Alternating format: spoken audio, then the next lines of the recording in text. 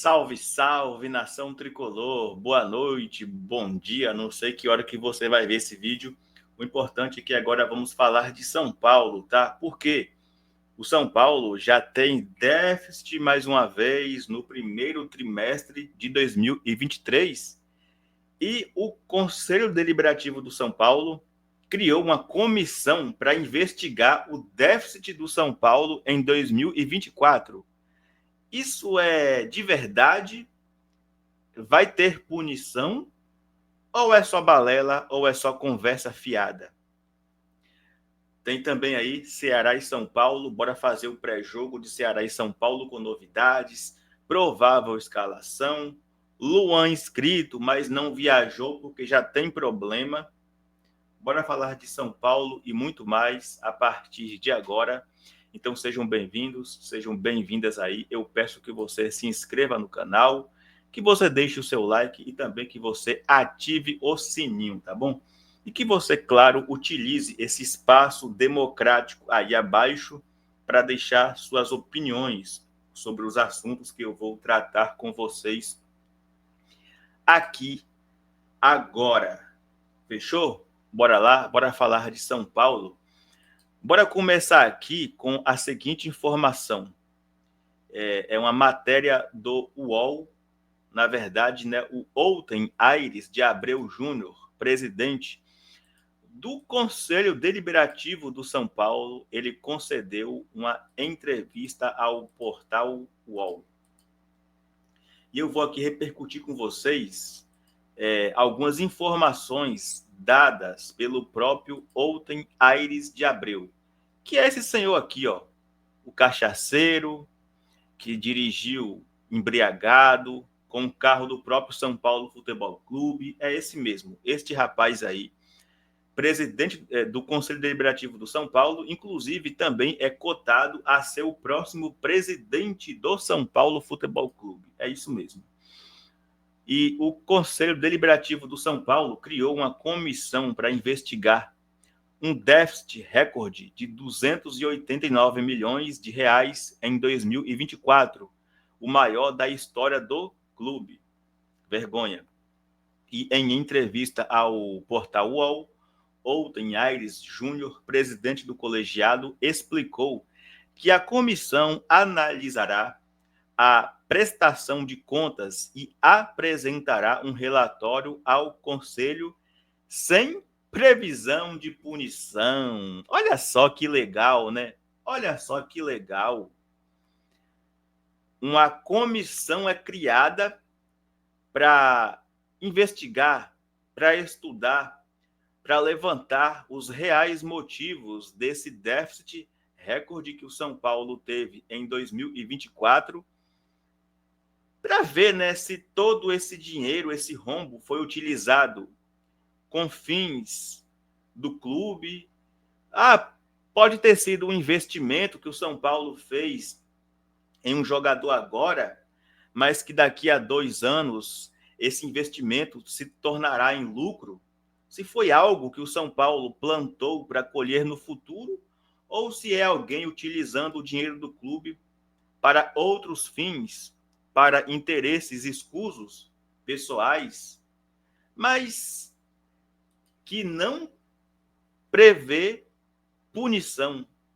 E se caso essa investigação, esse levantamento aponte que estão metendo a mão no São Paulo, ora, não vão punir? Não vão punir? É isso mesmo? É uma vergonha, né?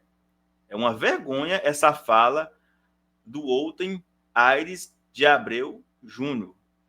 É uma vergonha. Como pode? Então quer dizer que pode lesar o São Paulo Futebol Clube, que não haverá punição? Não estou falando que esse déficit foi causado por má fé. Não estou falando isso. Mas caso tenha sido, essa comissão, caso descubra isso, não prevê punição, que patifaria é essa? É por isso que o São Paulo está nessa situação. Porque as pessoas fazem e sabem que não haverá cobrança, não haverá punição.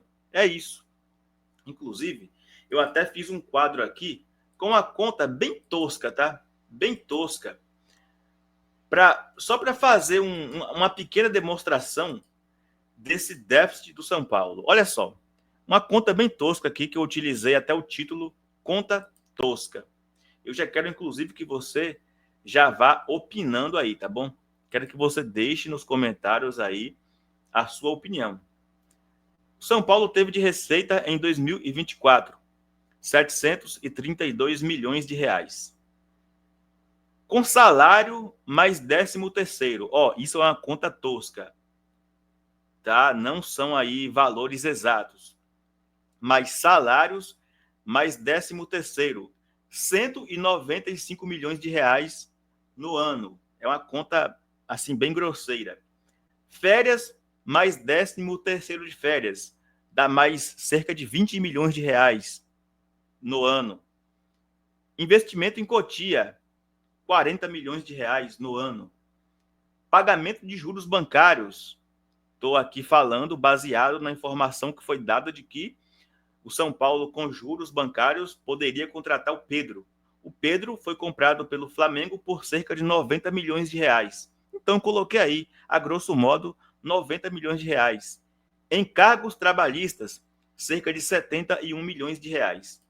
Então, chega-se a uma despesa aí, brutamente falando, de 416 milhões de reais. Se a receita foi 732 milhões de reais, e vale lembrar que o São Paulo, quando contratou os jogadores, foram oportunidades de mercado, o São Paulo não investiu em direito econômico. Ora, para onde foi todo esse dinheiro? Os mais de 300, os mais de 300 milhões de reais, na verdade. Porque se você for deduzir aí a receita menos essa despesa bruta aí que eu fiz, basicamente, sobrariam 300 milhões de reais. E para onde vai essa grana toda? Para onde vai essa grana toda? É isso que não a conta não fecha, tá? A conta simplesmente ela não fecha. Então, por isso é importante o torcedor exigir explicações e exigir transparência, tá?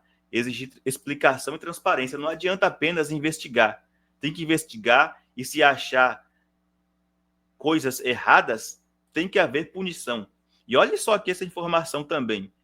Em 2025, os gastos do futebol já excederam em 25 milhões no primeiro trimestre de 2025. Mas o clube alega que fluxo de caixa é superavitário, que é só uma correção contábil. Tentar explicar isso aqui. Basicamente é o seguinte: por que o São Paulo diz que o fluxo de caixa real é de superávit, mas nesse balancete trimestral indica um déficit de 25 milhões? Pela seguinte questão: o São Paulo contratou, por exemplo, agora no começo do ano, o Oscar e o Wendel. Ambos os jogadores chegaram de graça, vamos dizer assim, mas logicamente a pagamento de luvas. Essas luvas, o São Paulo paga ela diluída durante o tempo de contrato do jogador. Porém, para questões contábeis, ela entra no ato da contratação. Então, elas já entraram de forma integral, ainda que o São Paulo as pague por todo o tempo de contrato, ela entra no balancete como um montante total. Então, o São Paulo alega que, por isso, esse valor é deficitário. Tá? Eu quero crer que sim. Eu quero crer que sim, embora eu não confio em uma vírgula que esse senhor que está aqui na tela diga. Queria saber sua opinião. E tem até aqui bastidor, tá? Bastidor da guerra política do São Paulo, que já começou, né, gente? Já começamos a guerra política no São Paulo. Afinal, ano que vem é ano de eleição no São Paulo. E aqui a informação do portal Avante Meu Tricolor é o seguinte: a sucessão de Júlio Casares na presidência do São Paulo e o cenário político atual do clube mencionando movimentações recentes para fritar a imagem de Carlos Belmonte, atual diretor de futebol. Tá? Primeiro foi o Baby. O Baby, ele mencionou aí que o Marco Aurélio Cunha, ele foi um exemplo de diretor de futebol, melhor que Belmonte. Foi o que o Baby falou recentemente. E agora, né, o próprio Marco Aurélio Cunha, ele é um oposicionista, claro, e é um desafeto de Júlio Casares, e que recebe oposição até mesmo da própria organizada. E nesta sexta-feira, foi a vez do Outen Aires de Abreu, né, que ele tornou público o prejuízo financeiro do clube impulsionado pelos gastos do futebol. E há um consenso entre os conselheiros, os aliados de Casares, de que a dívida do São Paulo perdeu o controle devido aos gastos do futebol profissional. Futebol esse comandado por quem? Carlos Belmonte. Carlos Belmonte. Então, já existe aí essa quebra de braço nos bastidores. Logicamente, sabemos, né?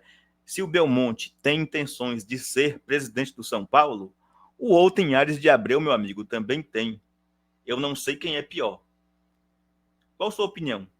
É o São Paulo nas mãos de o que seria melhor? Melhor não, né? O que seria menos pior? O São Paulo nas mãos de Carlos Belmonte, nas mãos de Outen Aires de Abreu ou nas mãos de ninguém, a deriva? Comenta aí. Comenta aí, porque o cenário político do São Paulo é preocupante e esse caos político também causa um caos econômico. É impressionante. A incompetência reina, impera no São Paulo, tá bom? Fato é que o bumbum do Carlos Belmonte está sendo fritado nos bastidores do São Paulo. Comenta aí, mais uma vez, deixa o like, tá, pessoal? Deixa o like. Não foi possível fazer live hoje porque eu tinha outra programação. Até planejei fazer a live, mas não deu certo. Não deu certo, tá? Então vamos de vídeo mesmo aqui, tá bom? O importante é te deixar bem informado. Luiz Gustavo, né? E aí, Luiz Gustavo? Se recuperando de tromboembolismo pulmonar. Volta quando, Luiz Gustavo? Luiz Gustavo tem reagido bem ao tratamento para o tromboembolismo pulmonar. Porém, o volante não pode realizar atividades físicas por 3 meses e só deve voltar a partir de julho. Estamos no final de abril. Maio, junho e julho. Contando dessa data, ele só deve voltar no final de julho. É isso mesmo, tá?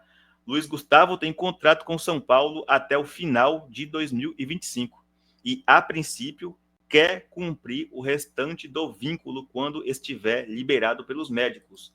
Vale lembrar, tá? Antes que alguém fale, então é melhor rescindir o contrato.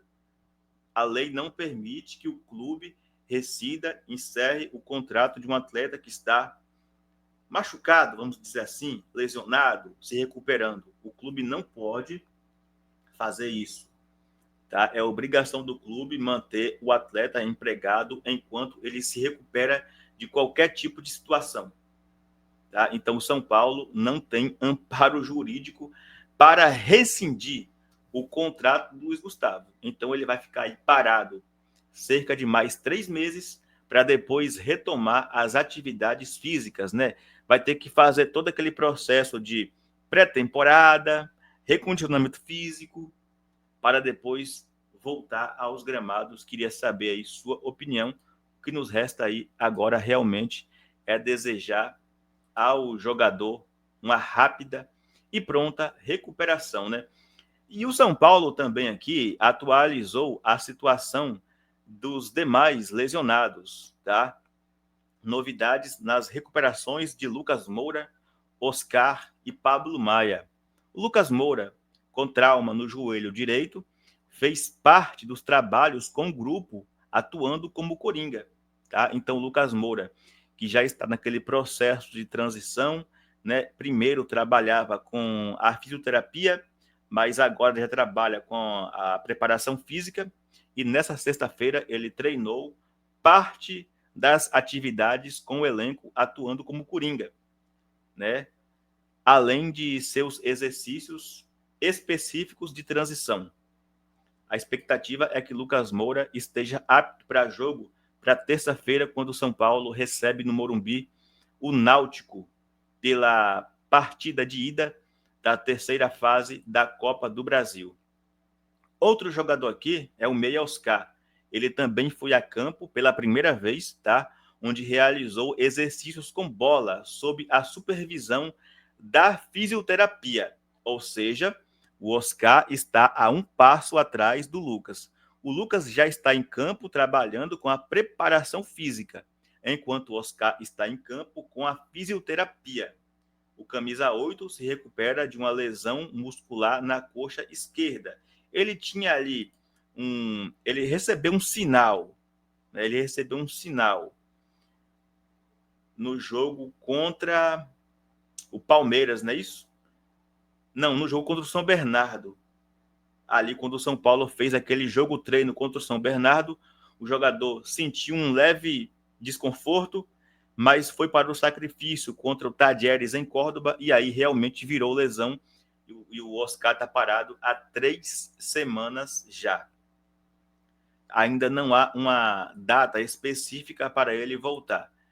O volante Pablo Maia, que se recupera da cirurgia no tornozelo direito, mudou de estágio e passou a trabalhar no gramado com a preparação física junto a Lucas Moura. Ou seja, nesse estágio de recuperação, o Pablo Maia está na frente do Oscar.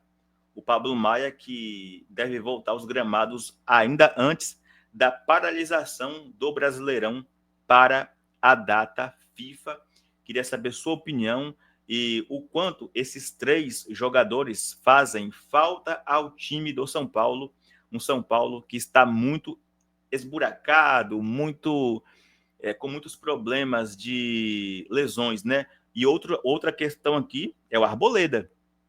O São Paulo embarcou nessa sexta-feira à tarde para Fortaleza e o Arboleda fora da viagem. O Arboleda não viajou devido à maratona de jogos contra Ceará nesse sábado, Náutico na terça-feira e Fortaleza na sexta. E no dia 6, o Alianza Lima, alguns atletas que foram titulares no Paraguai devem ganhar descanso. E o Arboleda, com aquela questão de sobrecarga muscular, não viajou com a delegação do São Paulo para Fortaleza e é uma baixa. E o Luan, né, gente? O Luan, ele foi inscrito pelo São Paulo no Brasileirão, tudo certinho, o jogador estava empolgado para viajar, mas de última hora o volante Luan foi cortado da viagem para Fortaleza e não fará sua reestreia pelo São Paulo nesse sabadão, porque após o treino dessa sexta-feira, o treino que fechou aí a preparação, Luan sentiu uma leve fisgada e aí a comissão técnica preferiu poupá-lo desse jogo e o Luan, então, não viajou com a delegação do São Paulo, tá? O Luan foi inscrito pelo São Paulo, inclusive aqui, ó, ele vai utilizar a camisa 33 nesse retorno ao clube, mas infelizmente ele não poderá aí fazer a sua reestreia pelo São Paulo, porque ele sentiu essa leve fisgada aí e a comissão técnica preferiu poupá-lo desse jogo de amanhã, tá? Deixa eu aqui baixar rapidamente uma imagem para mostrar para vocês, mas bora aqui seguir. Já vamos começar a fazer aí o nosso pré-jogo, a parte de pré-jogo, mas eu tenho aqui uma tela para vocês dos times que mais chegam na área adversária no Brasileirão 2024.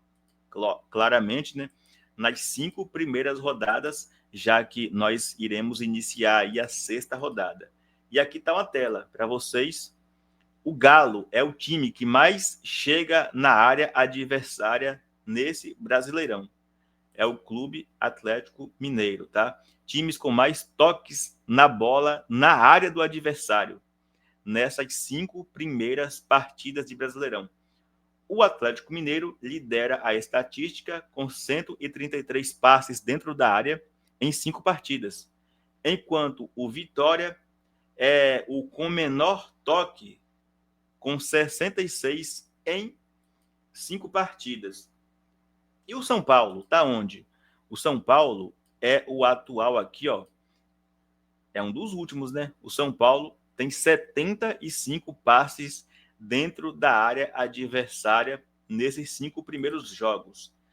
É aquela questão que o São Paulo precisa corrigir, que a gente sempre fala, que é um time que tem muito a posse da bola, mas muitas vezes falta agressividade, falta um pouco de ousadia para adentrar a área adversária ou até mesmo para finalizar. E aqui tem outra tela para mostrar para vocês, ó. Finalizações sofridas no Brasileirão 2025, tá? E o São Paulo é o time que até aqui mais sofre, mais permite finalização do adversário. São Paulo até aqui sofreu 85 finalizações. Aí depois vem Juventude com 79, Cruzeiro e Vitória 77 e Bragantino 73. Acho que muito por isso o goleiro Rafael cresceu muito nessas últimas partidas do São Paulo, porque o Rafael ele tem sido muito exigido recentemente aí debaixo do gol do São Paulo, né? Então eu acho que é muito por isso o goleiro Rafael vem sido muito exigido e aí está o motivo. O São Paulo permite muitas chegadas do adversário. É um problema aí que o Zubeldia precisa resolver para as próximas partidas. Melhorar a questão da eficiência do sistema defensivo do São Paulo, que, se não fosse o Rafael, tinha se complicado em muitas partidas. E aí? Deixe sua opinião nos comentários. E agora, bora começar aqui a fazer o nosso pré-jogo de Ceará versus São Paulo, tá? O São Paulo fez na manhã dessa sexta-feira seu único treino preparatório ao próximo duelo contra o Ceará pelo Brasileirão já neste sábado. Devido ao curtíssimo intervalo após a viagem ao Paraguai, de onde a delegação retornou nas primeiras horas de quinta-feira, dia 24, após vencer o Libertad por 2-0 pela Libertadores, o principal foco das atividades para os atletas que somaram mais minutos foi a recuperação física, tanto na parte interna do CT da Barra Funda, quanto no gramado. Para os demais atletas do plantel, houve exercícios de aquecimento, posse de bola e um jogo em espaço reduzido.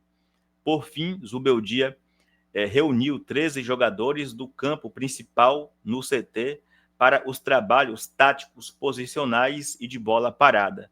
Deste grupo sairá os titulares da partida deste fim de semana contra o Ceará. E aqui agora eu vou exibir para vocês a provável escalação do São Paulo. Sabemos que o São Paulo deve entrar com o time mexido, porque já na quinta-feira temos Copa do Brasil. E para esse jogo de sábado, o São Paulo deve ter um time mesclado e o time deve ser este aí que está na tela. Goleiro Rafael. E o Zubeldia deve jogar com 3 zagueiros, mas que na prática deve virar um 4-2-3-1. Mas desta vez não é o Ferrarese que será o lateral, será o Juan Tressoldi. Então é Juan, Alan Franco e Sabino. Tá? Juan, Alan Franco e Sabino. Aí a linha de meio, Igor Vinícius, Bobadilha, Negrude e Enzo Dias. Lucas Ferreira, Luciano e Rian Francisco. Olha só, né? Todas as prévias dão conta de que chegou a hora do Rian Francisco atuar. as prévias dão conta de que chegou o momento do Rian Francisco jogar. Logicamente que esse time aí é pensando em dosar minutagens, né? Já que o Alan Franco ele estava suspenso do penúltimo jogo, o Negruti não tem jogado, o Bobadilla tem entrado mais no segundo tempo, o Igor Vinícius tem jogado pouco, o Enzo Dias jogou o último jogo, mas pouco, o Luciano também entrou no segundo tempo, o Lucas Ferreira entrou no segundo tempo e o Rian Francisco não jogou a última partida. Então é um time bastante descansado, né? Com exceção aí do Alan Franco e do Juan Tressoldi, que jogaram a última partida de forma completa, assim como o goleiro Rafael. Os demais são todos jogadores que não atuaram como titular durante a última partida do São Paulo pela Libertadores lá no Paraguai. E aí, qual sua opinião sobre essa provável escalação do São Paulo para enfrentar o Ceará? Gostou? Faria algo diferente? Lembrar que Luciano está nesse meio campo porque não temos o Matheus Alves suspenso. Uma opção é o Rodriguinho, mas eu vejo o Rodriguinho um pouco abaixo. Queria saber aí a sua opinião. E rapidamente aqui para encerrar, bora pôr a ficha do jogo na tela para vocês. A ficha do jogo é esta daí, tá? Tá aí na tela a ficha do jogo, Ceará versus São Paulo. O árbitro Anderson Daronco, Rio Grande do Sul. Assistente 1, Rafael da Silva Alves, Rio Grande do Sul. O assistente 2, Luanderson Lima dos Santos, da Bahia. O VAR, Diego Pombo Lopes, também da Bahia. Local, Arena Castelão, em Fortaleza, Ceará.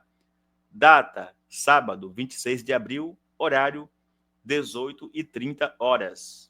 E onde assistir Ceará versus São Paulo? Atenção, tá?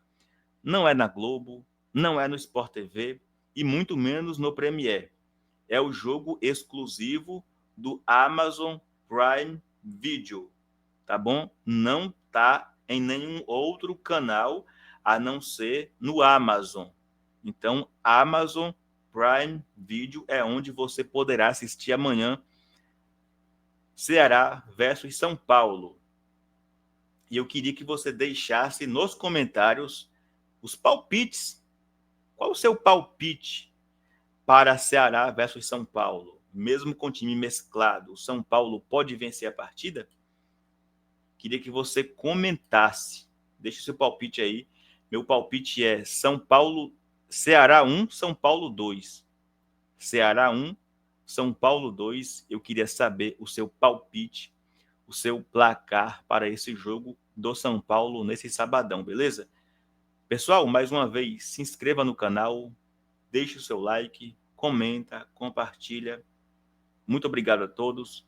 Tamo junto, é nóis. E aqui você já sabe que é Vamos São Paulo sempre.